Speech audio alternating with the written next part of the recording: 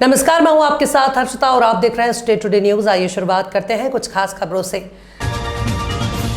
Ujjain railway station पर श्रावण मास की duty में तैनात एक आरपीएफ पुलिस के जवान ने आज असल मायने में अपनी ड्यूटी का धर्म निभाते हुए चलती ट्रेन में चढ़ने के दौरान एक मुसाफिर की जिंदगी बचा ली।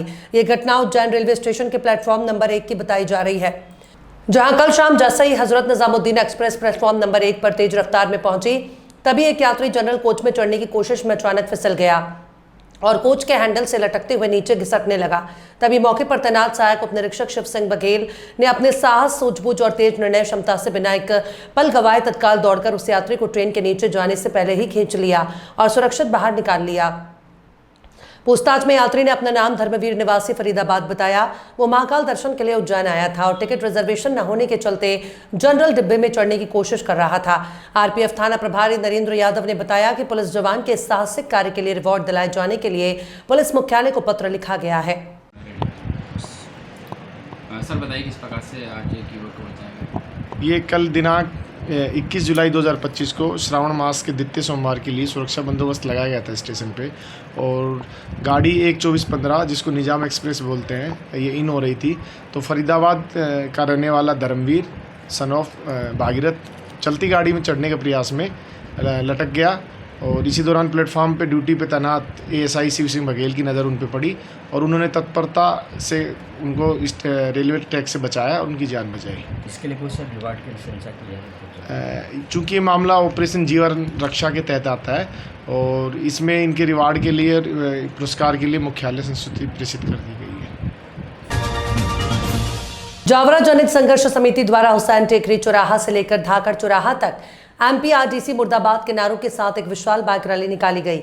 रैली के बाद धाकड़ चौराहा पर अनिश्चितकालीन आंदोलन की शुरुआत की गई। इस आंदोलन में 200 से अधिक पीड़ित किसान समर्थन के साथ बैठे। आंदोलन प्रतिदिन सुबह 11 बजे से शाम 6 बजे तक चलेगा। धरने के दौरान समिति ने अपनी प्रमुख मांगे बताते हुए कहा कि नया अलाइनमेंट रद्द करने की मांग हिंगलाज माता मंदिर से हुसैन टेकरी चौराहा और हुसैन टेकरी चौराहा से भुतेड़ा तक जो नया अलाइनमेंट प्रस्तावित है उसे तत्काल प्रभाव से रद्द किया जाए। पुराने अधिग्रहण पर 4 लेन निर्माण सरकार द्वारा 2010 में जोयो चौराहा से भुतेड़ा तक जो पुराना अधिग्रहण किया गया था उसी पर सिटी 4 लेन का निर्माण जमीन के स्तर पर किया जाए। वहीं आगे की मांग रखते हुए समिति ने चेतावनी दी है कि यदि उनकी मांगों को पूरा नहीं किया गया तो अन्य राज्यों की तरह यहां भी आंदोलन तेज होगा और इस दौरान होने वाली किसी भी अप्रिय घटना की पूरी जिम्मेदारी शासन प्रशासन की होगी। शरीफ अब्बासी, ये धरना हमारा चल ही रहा है, आपको मालूम है। 28 तारीख से आंदोलन चला आ रहा है। एजीएम साहब के यहाँ गए थे, कलेक्टर साहब के यहाँ गए थे, मुख्यमंत्री साहब के यहाँ गए थे, सभी जगह हमने ज्ञापन दिया है। आपको तो पता ही है। क्या आश्वासन मिला आपको? आश्वासन यही मिला सर, वो जो है हाँ हो जाएगा, हाँ हो जाएगा, हाँ हो जाएगा। आज कहाँ पे धरना दिया है आपने? आज ये धाकड़ी चौराहा जो ताल रोड पर बना हुआ है, इसके ऊपर हमारा पूरे ग्रुप के साथ, समिति के साथ हम यहाँ पर बैठे हुए हैं और एक आंदोलन का रूप हम देने जा रहे हैं। किस प्रकार आपकी मांगे हो, क्या चाहते हैं आप? मांगे तो यही है साहब हमारी कि जो आपने सर्विस लाइन वाला जो रोड जोए के सामने वाला है, इस पर ही आप जो भी कुछ करना इसी को करो, इसी को सिटी लाइन, इसी को बड़ी लाइन, जो भी करना आप इसी को करो और इसको हेड लाइन से जो है पहले उधड़ा से उधर उसको निरस्त कर दो। ये आपने अपने आंदोलन में ये भी कहा था कि या तो रोड बनाए नहीं, उधड़ा तक ही बनाए जी। तो ये एक अपने क्षेत्र के विकास की बात है। विकास, कोई भी योजना लाने में काफ़ी वर्ष लग जाते हैं और अगर योजना आई है तो कहीं तो बनना चाहिए, और रोड क्यों नहीं बने, कहीं तो बने। विकास का वाली बात है सर, तो ये सिटी 4 लाइन इसी को कर दीजिएगा ना, इसी में सारा विकास कर दीजिएगा ना। ऑलरेडी आपने 145 और ये सब लेकर के रख रखा है और आप आगे भी इसी को तैयार करो और अच्छा से अच्छा विकसित इसको करें, तो आप इसमें विकास बना लें। नया अलाइनमेंट को क्यों आप नया छेड़ने जा रहे हैं? नया एरिया, नया सब कुछ, नई परेशानी आप सरकार की भी होगी और हम लोगों की भी नई जगह खराब होगी। अगर आपकी मांगे पूरी नहीं होती तो अगला ठोस कदम क्या होगा? सर वो तो फिर आपको पता है सर, जो जिस तरह के आजकल आंदोलन हो रहे हैं और जो बड़े बड़े आंदोलन समितियाँ करती है, उसी तरह हम भी करेंगे। नया रूप लेंगे, उसका बड़ा भूख हड़ताल वगैरह होती है और एक नया आंदोलन बड़ा होता है, वो करेंगे हम। अभी एसडीएम साहब को, विधायक जी को कुछ किसानों ने, आपके ही साथियों ने समर्थन भी दिया था, तो आप क्या कहें? अब समर्थन दिया साहब उन्होंने, वो समर्थन तो उनका क्या है कि वो गलत है।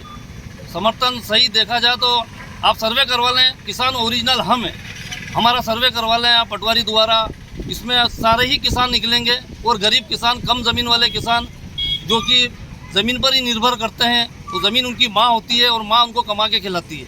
एक बच्चों को वहाँ से अलग ना किया जाए, यही मेरी सरकार से विनती है, निवेदन है। इस धरने की आपने क्या प्रशासन से परमिशन लेके आप लोग बैठे हैं? जी, धरने की परमिशन जो है कार्रवाई चल रही है, हमने परमिशन के लिए कार्रवाई कर दी है। परमिशन लेकर के ही हम ये समझ लीजिए कि बैठे हैं और परमिशन हमारे पास आने वाली है। क्या समय निर्धारित है इसका, कब से कब तक? इसका समय सर हम लोग 10 बजे से करीब जो है अनिश्चित समय रहेगा। वैसे हम लोग 11 बजे से लेकर के शाम को 4 या 5 बजे तक या 6 बजे तक भी बैठ सकते हैं। ये धरना कब तक चलेगा? अनिश्चित धरना रहेगा साहब, अनिश्चितकालीन हड़ताल है हमारी। जब तक की सरकार अगर हमारी मांगे पूरी कर देती है तो हमें बड़ा आश्वासन भी रहेगा, बड़ी खुशी भी रहेगी कि सरकार ने हमारी विनती सुनी है और सभी को बहुत अच्छा लगेगा कि सरकार ने हमारी समस्या को सुन लिया। अधिकारियों ने किसी ने आपसे कोई संपर्क किया NPRTC से? जी नहीं, अभी तक तो किसी ने संपर्क नहीं किया आपसे। हम मुख्यमंत्री साहब के यहाँ गए भी थे, वहाँ पर भी हमने ज्ञापन वगैरह दिया है, लेकिन वो वहाँ सर मिले नहीं थे और वहाँ पर उनको जो है काउंटर पर ही हम दे करके आ गए हैं। रतलाम के सागोद रोड स्थित आदिवासी कन्या छात्रावास की छात्राएं मंगलवार को 12 बजे के आसपास कलेक्ट्रेट जनसुनवाई में पहुंची और बदहाल व्यवस्थाओं को लेकर रो पड़ी। उन्होंने भोजन की खराब गुणवत्ता, अधीक्षक की लापरवाही, बिस्तर और कमरों की कमी जैसे गंभीर समस्याएं बताईं।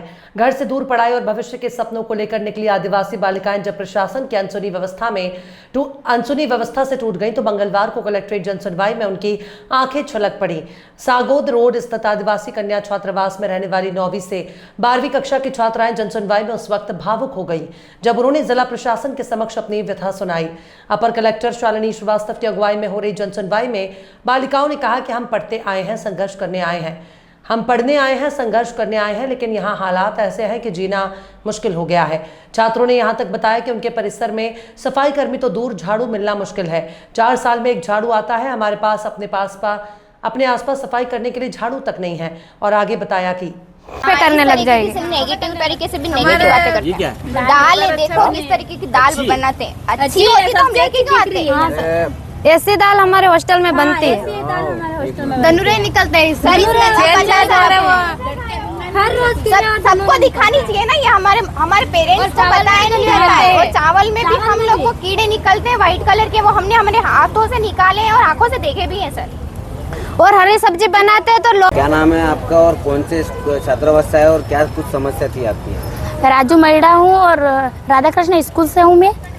और हमारी समस्या जो भी हॉस्टल में है कि लाइट, पंखे, दरवाजे बाथरूमों के और सुविधा और खाना सही से नहीं मिलता है हमको। न खाना भी मिलता है तो दालें हमारी वो है नहीं, उसमें वो कीड़े निकलते हैं। और कुछ बोलने जाए तो विभाग से अलग ही है, हॉस्टल यूँ बोलते हैं हमको। आज यहाँ समस्या को सुनाना आए थे, जनसुनवाई में आए, क्या बोला अधिकारियों ने? बोला कि अभी हम आएंगे, यूँ बोला, क्या पता आए नहीं आए वो हमको नहीं पता है। कौन सी क्लास के? 11th आर्ट्स से। क्या नाम है आपका? मेरा नाम सीमा मुनिया है, मैं क्लास 12th की छात्रा हूँ, मैं उत्कृष्ट विद्यालय में पढ़ती हूँ। और क्या समस्या थी आपकी? मेरे को यह समस्या है कि हमने 6-6 हज़ार रुपये दिए हैं बिस्तर सामग्री के लिए, जिसके बावजूद भी मैम ने हमको नए बेड नहीं दिए हैं और आधे कंबल भी उपलब्ध नहीं है। 8 पलंगी लाई गई है, 8 पलंगी न्यू लाए गए हैं और 6-6 हज़ार रुपये लिए गए लड़कियों से। कितने लड़कियों से लिए 6-6 हज़ार रुपये? ज्यादा करीब सर हम लिख के लाए। कितने बच्चों से ली फिर भी अनुमान? लिस्ट लिख के लाए हम। हमारे मैडम को जहाँ तक सस्पेंड नहीं किया जाता हम वहाँ तक हॉस्टल नहीं जाएंगे। और हमारा एक लड़की भी नहीं जाएंगे।